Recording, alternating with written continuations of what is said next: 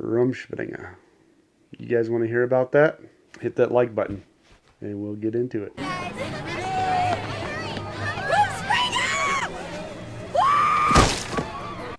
Rumspringa, translated into English, means running around. Now, the world, or what everybody's been taught, is that Rumspringa is a period where parents send their kids into the world to experience the world, and hopefully they'll be so overwhelmed by the atrocities of it that they'll come back and be Amish. Rumspringa was a period in your life when you turned 16 as an Amish kid. You were now allowed to go hang out with the youth and date and stuff like that. It did not mean that, or at least in our definition, it did not mean that you necessarily went out and partied. And we'll get into that a little bit later because there was a couple different choices. It's a couple different routes that you could take. Parents did not send their kids into the world. They did not intentionally send them out there. Amish people believe that if you are not born again and not baptized, you will not get into heaven when you die, right? So an Amish person, when they get baptized, that is when they believe that they are born again. They are washed clean, they are born again. Now that is all false, but that's what they believe. So if one of their kids is out there partying, living in the world, doing whatever, and he dies, that is a ticket straight to hell. That is a ticket straight to the eternal fire that burns and burns forever. Who wants that for their kid? Why would they send their kids out to that? Anyway, so that is a false information that the world has gotten. They discourage their kids from choosing that path, that route. But when their kids do choose that, or in our community, they it's culture. It's just the norm, right? So they just pray for their kids that they don't die during that period, and they just kind of turn a blind eye, and they just they don't want to kick their kids out of their house. So they just let them do it, and hopefully they'll join the church again and get married Amish. Now, communities who had the wild youth were northern Indiana, Shipshewana, Topeka, Goshen. That's where I come from. And Holmes County, Ohio. Then I think Arthur, Illinois. And I think PA had that. Maybe Yoder, Kansas. So there's some communities in PA. I don't know. I'm not familiar with PA a whole lot. But yeah, and then Yoder, Kansas, I believe, had that also. There's a lot of communities, the stricter ones, the more conservative ones. They do not do that. They are allowed to court or date, and that's it. Like they still, after they turn 16 or 17, whatever, they still have to live at home. They're not adults until they're 21. So if they get a car and jeans and stuff, they get kicked out of the house. Like they can't live at home anymore, right? So there is some differences. Not all Amish communities get to experience this. Another disclosure is I will be sharing my experience. And now as a believer, as a Christian, as a follower of Christ, I look back and I see that is no good. Even though it was a norm for us and it didn't seem like a bad thing, it is not good. It is a sinful life, and I do not support it in any way. Even though I might make it sound like I do just because I'm sharing memories, good times, and stuff like that, right? So if you guys haven't watched my video Growing Up Amish, go watch that, because that is the life of me as a kid, I guess, up until the point of turning 16. And at that point, at 16, in our community is when we basically became adults, right? We no longer had to, we no longer were responsible for chores around the house. We came and went as we wanted. We came, if we wanted to on a weekday go hang out with some friends, we did, and we didn't come home till 3 a.m. if that was, what we chose. Work obviously sucked the next day if we did that, but we were free, and every Amish kid in our community made a choice at that point where how they would do this, because there was a couple different routes they could take at the age of 16. One of them was what we called the Clinton youth, and With the Clinton youth, you stayed Amish, you kept driving horse and buggies, you dressed Amish, you just weren't a member of the church, right? So, and you did singings on Sundays. You would hang out with friends, and then Sundays came around. You did singings, and you dated, and you didn't party. Now there's a couple different groups of Clinton youth. There's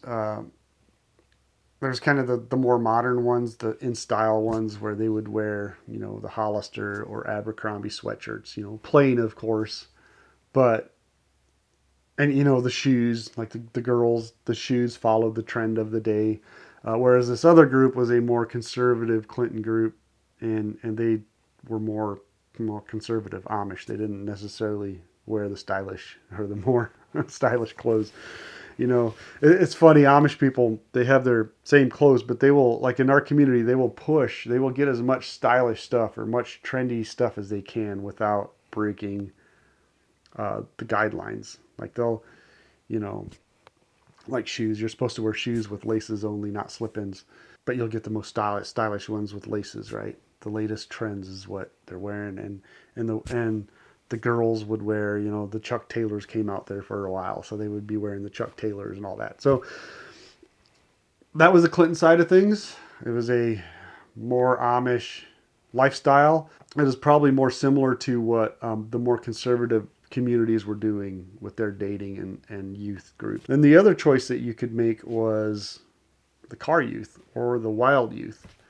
And that is when you ditched your Amish clothes, you got jeans, t-shirts, you bought a car, and you lived like English people, right?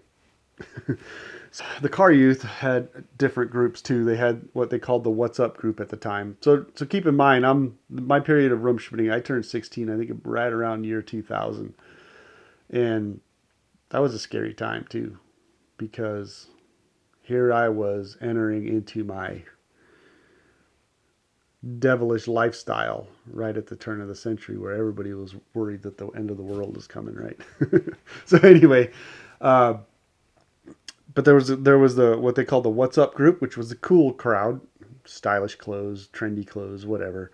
And then they kind of had the Topeka youth, who were more, I don't know, redneckish. Not redneckish. Yeah, I don't know. They didn't care so much about the trends and the name brand clothing. And so leading up to turning 16, my dad, he made sure that I had a horse and a buggy available that I could use. I think he kind of knew that I wasn't going to use it, which I don't think I ever did. I think he knew which route I was going to head down. And because my sister had, and I did, I chose to hang out with the car youth. Um, I wanted to be part of the What's Up group, right? The cool kids. Shortly before I turned 16, my older sister had a friend who took me shopping. We went to the mall and I went shopping, and I had some money saved up because I was working at 5 and 20 restaurant in Shipshewana there. And not much, a couple $100, but I went out and we, was it J.C. Penney? I'm not sure. But we bought all the clothes, the Nautica, what was it, Nautica polo stuff. Tommy Hilfiger was in style then. So I bought as much as I could, and I think my sister even helped me buy some. And then the day I turned 16, I went out and I got my hair cut. And it was not much left. Oh boy. That's a hard transition.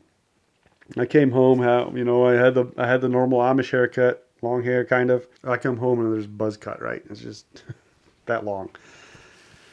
And it's hard. Like it's that transition is hard, going from Amish clothes, Amish haircut one day to the next day being English and going to work. Like it's brutal. Like I was very, very self-conscious anyway. Maybe it didn't affect other people. I was very, very self-conscious, and I just dreaded walking into work the next couple of days. Just it took a couple of weeks to get used to looking different. My parents wouldn't sign for my driver's license. Obviously, they are not allowed to. They're not supposed to by the church. You have to have somebody sign your license. Liability reasons. It's supposed to be a parent or guardian, and they have no problem taking liability, taking responsibility. They just aren't. It's against their rules to sign their kids' driver's license because that's not the route they want them to go. So I didn't get my driver's license until I found somebody to sign for them when I was 17. I think I had my permits 17 and a half years old. And then when I was 18, I finally, just got my driver's license. And that was the case with a lot of Amish kids, was that they just couldn't get their driver's license until they're 18 years old. And they would find rides, or what we did was we had scooters. We had most of them were little Yamaha jogs, 49cc scooters. They went about 45 miles an hour. And, that's kind of how I got around for the first year and a half. And those were good times, free times. You know, we had little scooter gangs. Just, oh, wow. Embarrassing. But, we these things took like what, we couldn't even get a gallon of gas. Like gas prices were like 98 cents, and we could only get like 90 cents into those things. And it was embarrassing filling up because you'd go inside to pay. It was before prepay, so you would fill up and you'd go inside and like we had 89 cents in gas. It was a little humbling, but it was good times.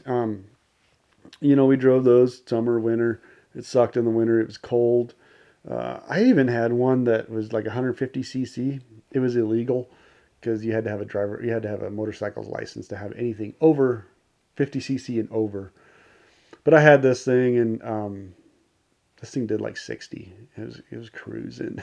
And of course, when I had that thing that did 60, my cousin had one little Honda Raz that did like 25 and was just loud. So I couldn't really go faster than 25 anyway, half the time. It was it was funny. I just remember one night coming home from I think his parents were camping or something. We were visiting, and we were coming home, and I'd do 60, and then I'd pull off and wait for him somewhere, and I could hear him coming over these little hills. Whee! 25 miles an hour. Here we go. Oh, the good times. So now, I don't think it works this way anymore. I'm not sure. But there was this thing called uhoka, or sitting up, that the girls did. So when I turned 16, and for a while there, only the boys got driver's licenses and cars, and the girls didn't. So the boys would dress English all the time, and the girls only would wear jeans or English clothes on the weekends. They would still wear dresses at home when they were at home, right?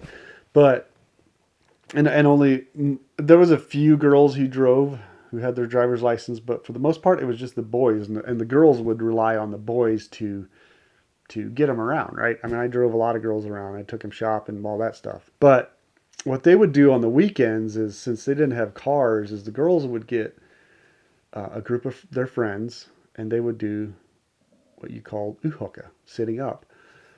And what they would do is they light a bedroom light upstairs, typically.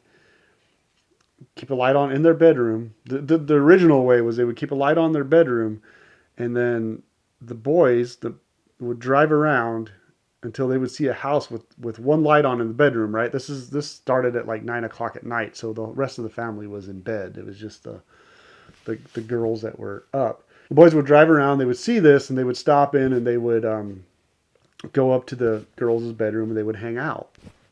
It's also called Spyhostamba, so stair stomping. I think that was a nickname because the parents probably on those Saturday nights, the parents were trying to sleep, and they had all these rowdy kids stomping up there to the upstairs. When I turned 16, we didn't go upstairs. It had transitioned into them setting up a place in the shop, garage, or something where we didn't have to trod through the house. So that's kind of what we would do on the weekends, unless there was a party. We would fill a cooler full of beer, and we would drive around, and usually we would hear about which girls are sitting up that weekend, and we would drive around and we would go hang out at a place with the girls for a while, and then we'd go to a different one and hang out there, and then a different one. And I don't remember doing that so much in the days of our scooter days. I think we were mostly just kind of hanging out in smaller groups. But when we started getting cars, we would do that, or in our scooter days, we would find rides with people who had driver's licenses, and then we would go do that. And we would drink, get drunk, and sometimes if there was room, we would pick up the girls and we'd take them with us to the next place, and just so on. It was, we had a lot of good times. It was also risky because we had alcohol in the car, and there was always the chance of getting pulled over. What's up? You want to go outside? Come here. Come here. You want to say hi to the camera? Hmm? Hmm? So the Clinton youth also did this. But the Clinton youth they knew the girls. I mean, we were separated, right, by our groups. So the Clinton boys, whatever, hung out and visited the Clinton girls. And we did the car youth girls, And it was that's just how it worked, And then, and at that point, like if you wanted to ask a girl out, you would ask her out. And you would usually ask her out for a date for 2 weeks later, so that I don't know why, but you would then 2 weeks later take her out, and we'll do a separate video on dating. And then if there was a party somewhere, the girls would usually find a ride with some boys, and everybody would end up at the party. So the cell phones kind of ruined the uhoka thing, the sitting up, because when I turned 16, the cell phones were just coming in. I had a track phone, remember, like $1 a minute or something. But then they got cheaper and cheaper, and everybody started getting cell phones. So if you went over to some girls' house where they were sitting up, and there was kind of a little bit of a crowd, there was a few people there, you would call all your other friends out there and be like, hey, come over here. This is where everybody's at. So then everybody would flood to one area, and it just end up being a big party. And then a lot of times the dad would say, hey, no, this is way too big. You guys need to leave. It's over. It's leave, right? So everybody had to leave. And typically they just went to the next place where there was girls sitting up. And so there's, a couple nights we would get kicked out of a place once, twice, 3 times a night, just because of cell phones who brought everybody in. And then once, the parties, if there was a party, everybody would find out through their cell phone. So uhoka only happened Saturday nights and Sunday afternoons. It did not happen Friday nights. Parties, however, could have been Fridays or Saturdays. Typically, they weren't Sunday nights because everybody worked in the RV factories Monday through Friday. Up until 17 and a half, drove a scooter, hung out with, or found a ride to go, we called it cruising, where we visited the girls that were sitting up. And it was just, hey, let's go cruising tonight, because if there wasn't a party, you went cruising. If there was a party, you went to the party, because that's where everybody else was. So up until 17 and a half, I did that. And then I got my first car, which was a 1991 purple Chevrolet Camaro. With T-tops. I decided to start with a bang, right? And I missed that car. I want it back. So Amish parties were big, especially after the cell phone days, because everybody could call everybody and tell them to. It kind of made it hard because too many people showed up sometimes, and people were parked along the roadways, and the cops would come along and they'd see it. But the parties were big. Couple hundred people, sometimes I think 400 or 500 people. They usually happen when parents went on vacation or weren't at home for the weekend, and the kids that was living there would clean out a barn or clean out the shop area, or if it's summertime, they would open the field. But yep, like 10 o'clock or so, people would start pouring in, and with coolers full of beer, and it was just a good old country party. Now there was a group of kids who put their money together, and they bought a DJ system.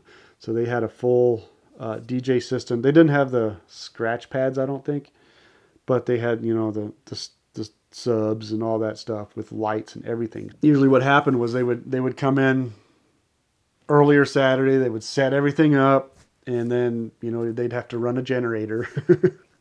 They'd run a generator out where you couldn't hear it so good, and then have cords running into the system in the barn. And with that DJ system, what they did was they would play music, and then it was all off of CDs at the time, and they would send a hat around to donations for their time and their equipment and all that stuff. If they didn't set up the DJ system, maybe if it was like a last minute party, they would back a car with subwoofers and a system in it. There was some good ones into the barn area. They would hook jumper cables up to that car battery so they didn't have to run it, and then they would have a car sitting on the outside running, charging the DJ car, or keeping it charged up while, it's because otherwise the batteries would have been drained in a few minutes. And then you have somebody who would volunteer to sit in that car and just play music all night while everybody else was getting drunk. And whether it was in a shop or a barn or in the field, whatever, you would park your cars, just naturally kind of park in rows and stuff, and your cooler of beer would be in there. You never would take your full cooler of beer into the party, because then it would just get drank by other people. That was always a part of Amish. Our Rumspringa was running out of a beer and having to walk all the way out into the field, wherever you parked, to grab another beer and then come in. And there was lots of good times meeting people on the way in and out, where you could actually talk, where there wasn't loud music, couldn't hear each other. And I remember one party, the film crew from Devil's Playground, the Devil's Playground, was there at that party. It was 400 people, 500 maybe, I don't know, in Topeka. It was loaded there. A visiting band, Amish group from PA, came in and set up, and they were set up on a hay wagon inside the barn, and they played just cover songs. And oh man, I remember I remember being in that barn when they started playing Thunderstruck by AC/DC. That got me pumped up. Yeah, I remember the film crew from Devil's Playground being there, and the Amish youth were kicking them out because they didn't want them there. You have to understand, so even though these youth are not living the Amish lifestyle, really, they still consider themselves Amish, and they still hold to those beliefs. They still defend the Amish to their death, right? It's kind of crazy, but they do. They still consider themselves Amish. What they're doing, this partying, this getting drunk, is just normal. Is just part of their life, period, and they think it's normal, and it's okay. Cops did show up sometimes.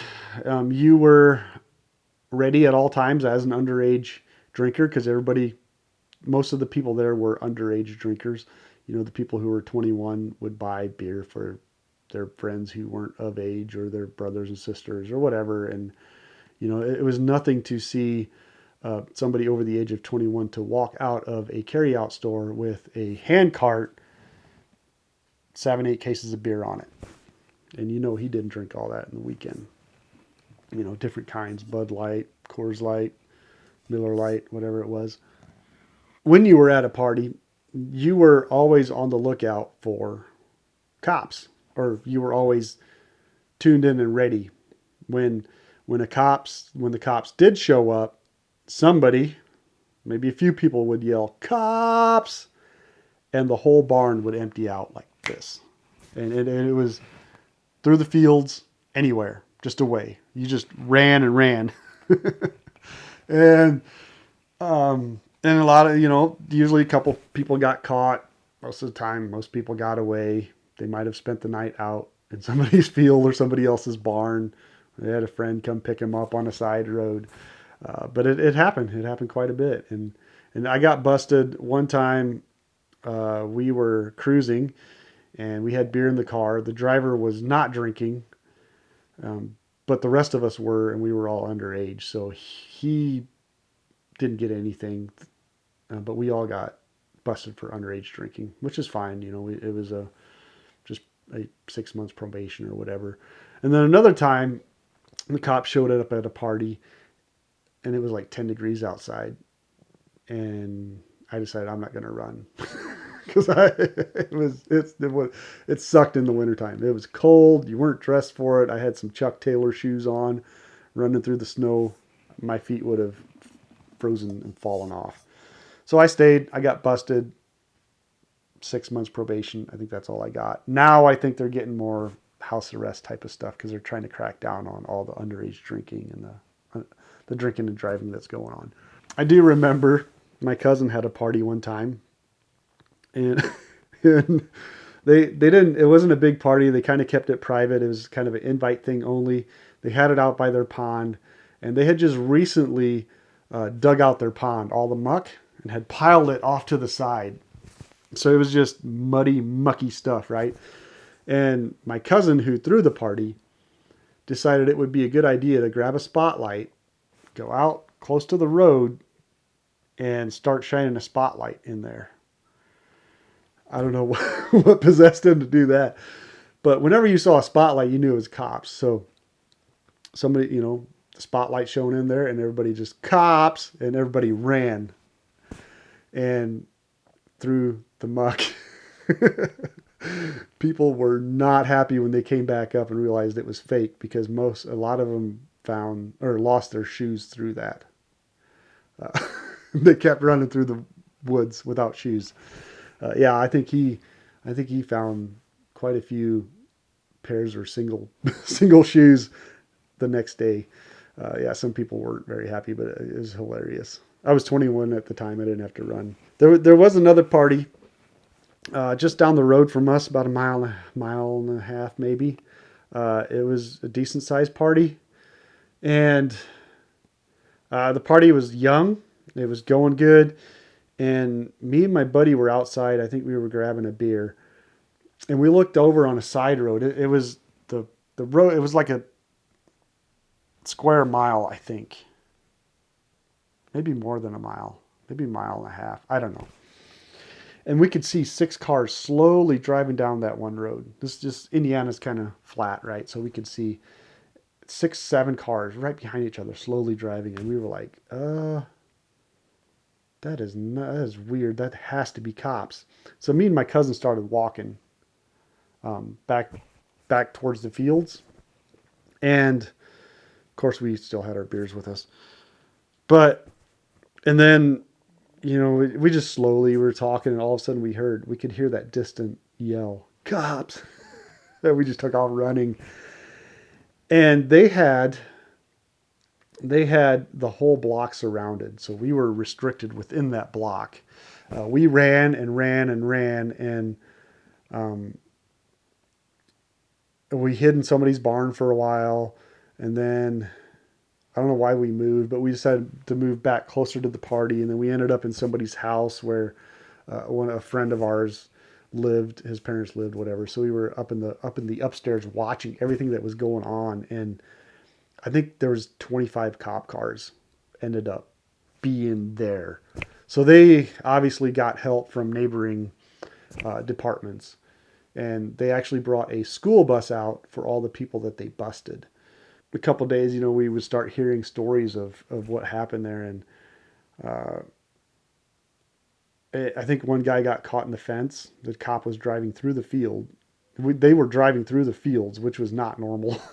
One guy got caught in the fence and he got busted, and another guy, I don't know, they were messing with the cops. The cops typically don't run that fast.